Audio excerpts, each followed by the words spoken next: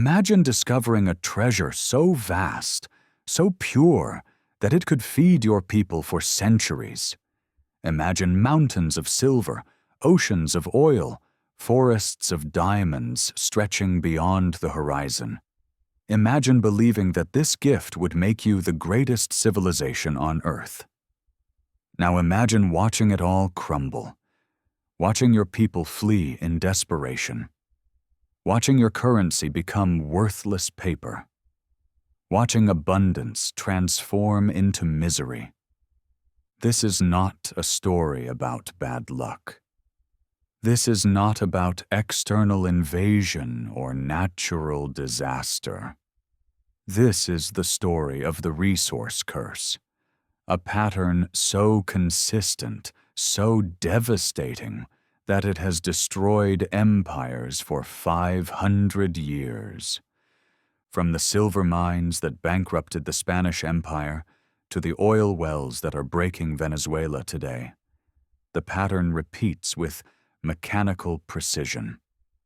The richest lands produce the poorest people. Tonight we explore the most counterintuitive economic law in history. Because when the earth gives too much, it takes everything. The paradox of plenty. The numbers tell a story that defies logic. Countries blessed with the most valuable natural resources often rank among the poorest on Earth. This phenomenon has puzzled economists for generations, but history reveals the pattern with brutal clarity. Consider this. Norway and Nigeria both discovered massive oil reserves in the 1960s. Both had similar populations, similar governance structures, similar starting points.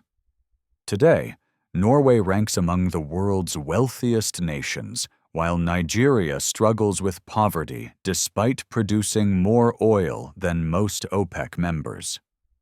Or examine Venezuela, which possesses the world's largest proven oil reserves, larger than Saudi Arabia, larger than Iran.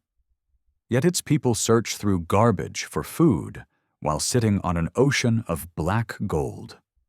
Some researchers estimate that nations dependent on natural resource exports grow 2 to 3% slower than resource-poor countries over the long term. But the pattern extends far beyond modern economics. It reaches back through centuries of human civilization, claiming empire after empire with almost mathematical certainty. The question haunts economic theory. How does wealth become poverty? How does abundance create scarcity? How does the greatest blessing transform into the ultimate curse? The silver empire that starved. To understand the resource curse, we must return to its most spectacular victim, the Spanish Empire. In 1519, when Hernán Cortés encountered the Aztec Empire, Spain stumbled upon what seemed like infinite wealth. The conquistadors discovered silver mountains in Bolivia and Mexico that dwarfed anything Europeans had ever imagined. The Potosí mine alone produced more silver than the rest of the world combined. For 300 years, Spanish treasure fleets carried this wealth across the Atlantic in quantities that seemed to guarantee eternal prosperity. Between 1500 and 1800, Spanish America produced roughly 150,000 tons of silver and 2,500 tons of gold. To put this in perspective, this represented approximately 80% of the world's silver production during those centuries. Spain controlled the largest transfer of wealth in human history. Yet by 1700, Spain had become one of Europe's poorest nations. Its cities were depopulated, its agriculture was collapsing, and its military struggled to defend an empire built on precious metals. Some economic historians suggest that the silver imports had triggered what we might recognize today as massive inflation. When too much money chases too few goods, prices rise. But in the 16th century Spain, the goods weren't being produced domestically anymore. They were being imported with silver. Spanish artisans couldn't compete with imports paid for by American silver. Spanish agriculture withered as cheap grain arrived from other European nations. Spanish manufacturing disappeared as silver made foreign goods artificially affordable. The empire had fallen into what modern economists might describe as a competitiveness trap. While other European powers, England, France, the Netherlands, were developing industry, technology, and trade networks, Spain was simply extracting and spending. By the time the silver mines began to exhaust themselves, Spain possessed no alternative economic foundation. The treasure that was supposed to guarantee eternal dominance had hollowed out the very civilization it was meant to enrich. The Dutch disease diagnosis. 3 centuries after Spain's collapse, economists discovered this pattern had a name. In the 1960s, the Netherlands found massive natural gas reserves in the North Sea. The discovery should have been an economic miracle, and at first it seemed like one. But within a decade, Dutch researchers noticed something troubling. The country's traditional manufacturing sectors were struggling. The chemical industry, precision engineering, agriculture, all were losing ground to international competitors despite the nation's newfound energy wealth. Economists studying this phenomenon identified what they termed Dutch disease, the systematic way that natural resource wealth undermines other sectors of an economy. The mechanism was elegant and devastating. When natural resources generate massive export revenues, they strengthen the national currency. A stronger currency makes exports more expensive and imports cheaper. Domestic industries find themselves unable to compete with foreign goods that are now artificially affordable. But the effect runs deeper than simple currency exchange. Some analysts observe that natural resource sectors require relatively few workers but generate enormous revenues. This can create what economists call a dual economy, a small, highly profitable resource sector alongside a struggling traditional economy. Moreover, the most talented workers and the most available capital tend to flow toward the resource sector, which offers higher wages and better returns. This brain drain and capital drain can leave traditional industries without the human resources or investment needed to remain competitive. The Netherlands eventually managed to avoid the worst effects of Dutch disease through careful economic management and sovereign wealth fund creation. But many resource-rich nations weren't as fortunate in their policy responses. The modern casualties. The lessons of Spain and the Netherlands seem clear, yet nation after nation has walked into the same trap. The late 20th and early 21st centuries are littered with resource-rich countries that transformed blessing into catastrophe. Venezuela presents perhaps the most dramatic case study in modern resource curse dynamics. In the 1970s, during the oil boom, Venezuela enjoyed the highest per capita income in Latin America. Caracas was called the Paris of South America. Some economists suggest that Venezuela's oil wealth enabled the government to avoid developing other economic sectors. Why invest in agriculture when oil revenues could import food? Why build manufacturing when petroleum exports could buy foreign goods? By the 2000s, Venezuela was importing roughly 70% of its food, despite having some of the world's most fertile agricultural land. The country that once fed much of Latin America was now dependent on foreign imports paid for with oil revenues. When oil prices collapsed in 2014, the entire structure imploded. The economy that had seemed so prosperous was revealed to be a house of cards built on a single commodity. Hyperinflation followed, reaching levels not seen since Weimar Germany. Nigeria tells a similar story with different details.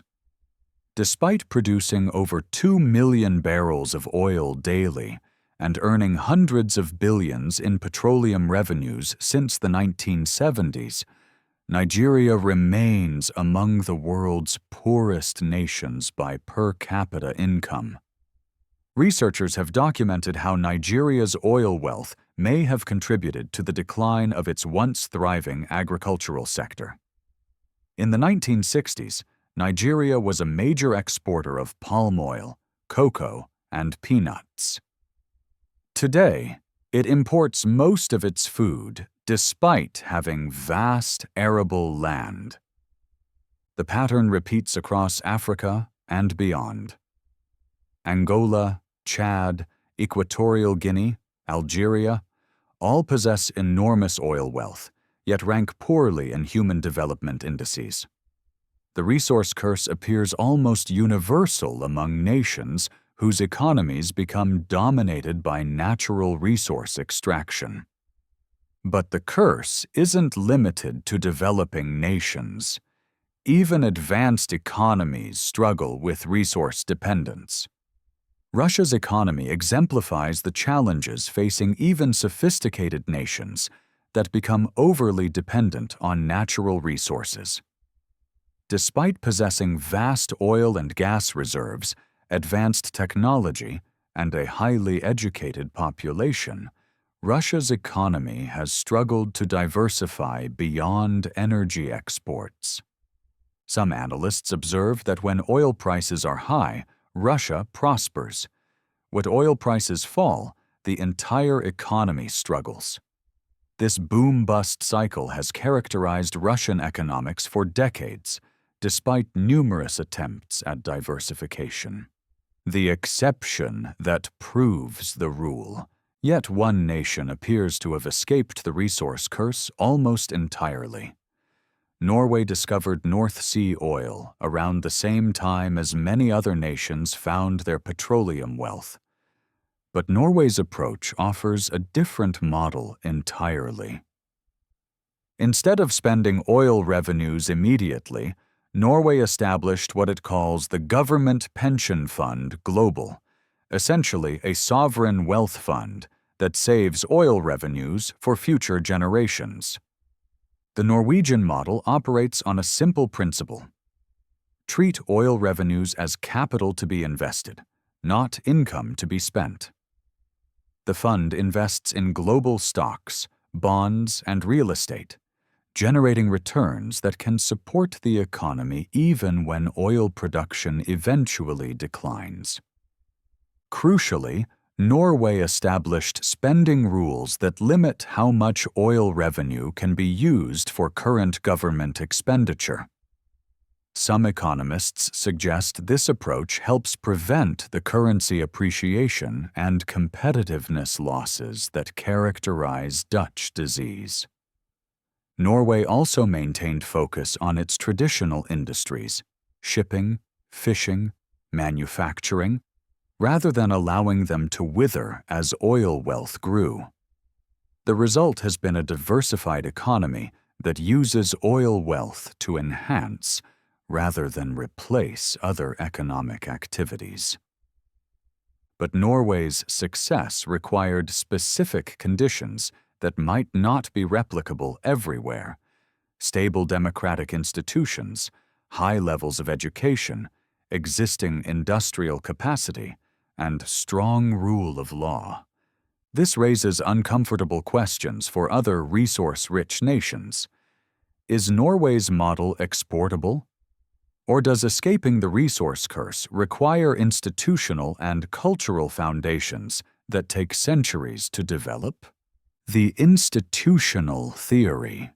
Modern economic research suggests that natural resource wealth doesn't automatically doom a country to poverty. Rather, some scholars argue that resources amplify existing institutional weaknesses while potentially undermining good governance where it exists. The theory operates on several levels. First, natural resource revenues can reduce the need for governments to tax their populations effectively. When oil money flows directly to the state, there may be less pressure to develop efficient tax collection, which some researchers suggest helps build strong institutions in resource-poor countries. Second, large resource revenues might enable governments to avoid difficult economic reforms.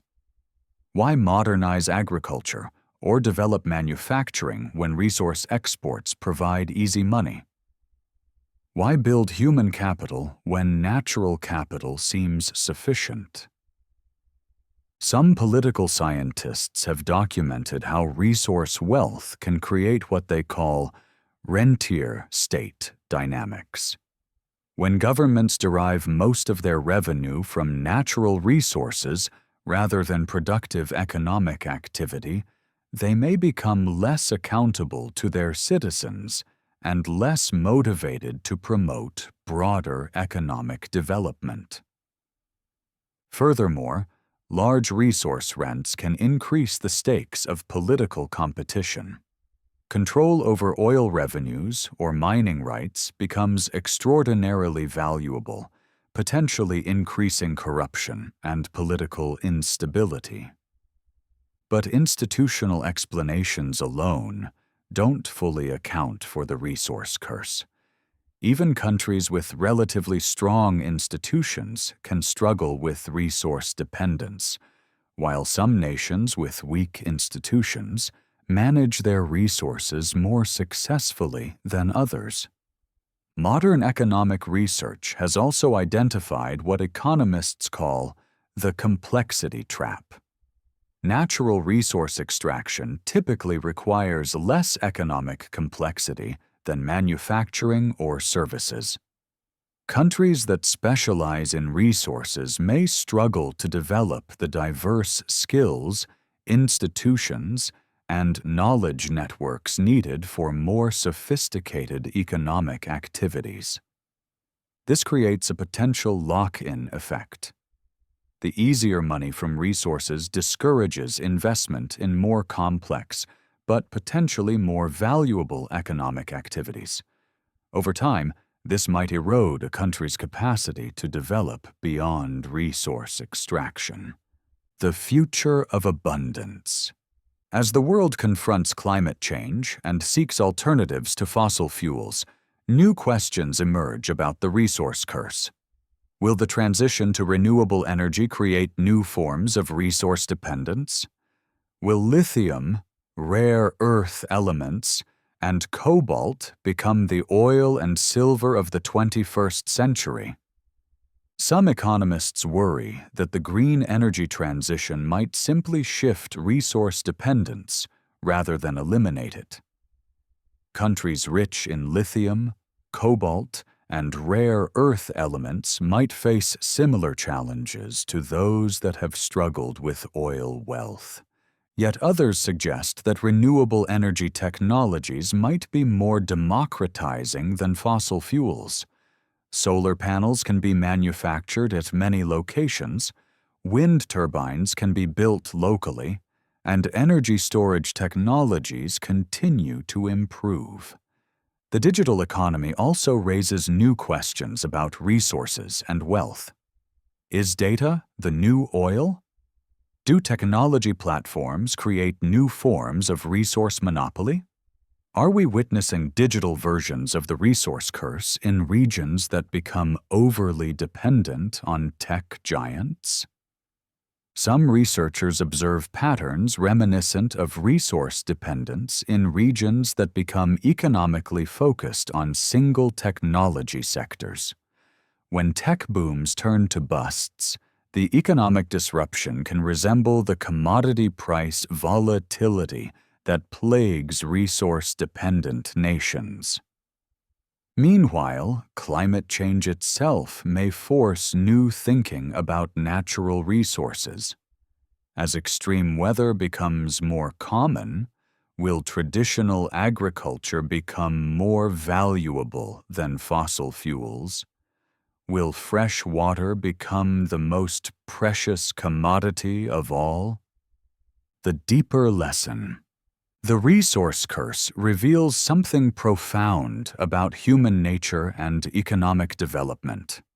Abundance, it seems, can be more dangerous than scarcity. Easy wealth may undermine the very qualities that create lasting prosperity.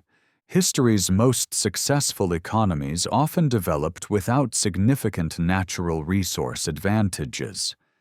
Singapore has no oil, no minerals, no farmland, yet became one of Asia's wealthiest nations by focusing on trade, finance, and human capital. South Korea transformed from one of the world's poorest countries to an advanced economy despite limited natural resources. Switzerland built prosperity on precision manufacturing and financial services, rather than mining or oil extraction. Perhaps the resource curse teaches us that true wealth lies not in what the earth gives us, but in what we build ourselves. Not in extraction, but in creation. Not in spending windfalls, but in investing in capabilities that endure beyond any single commodity cycle. The nations that have escaped the resource curse share common characteristics. They invest in human capital. They diversify their economies.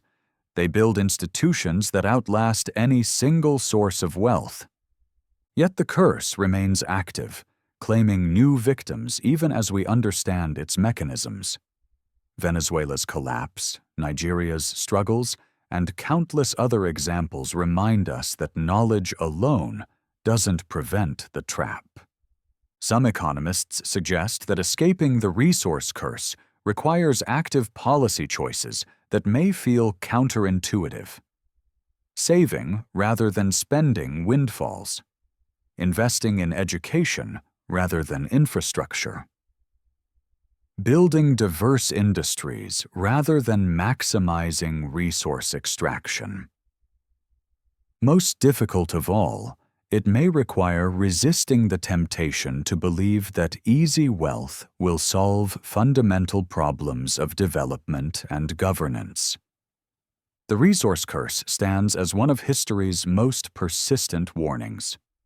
From the silver mines that broke Spain to the oil wells that impoverished Venezuela, the pattern repeats with mechanical precision.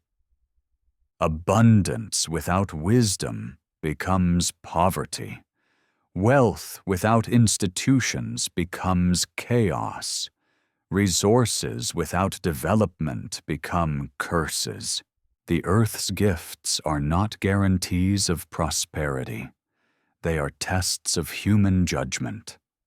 And throughout history, most have failed that test. The question for our time is simple. Will we learn from the graveyard of resource-rich empires, or will we join them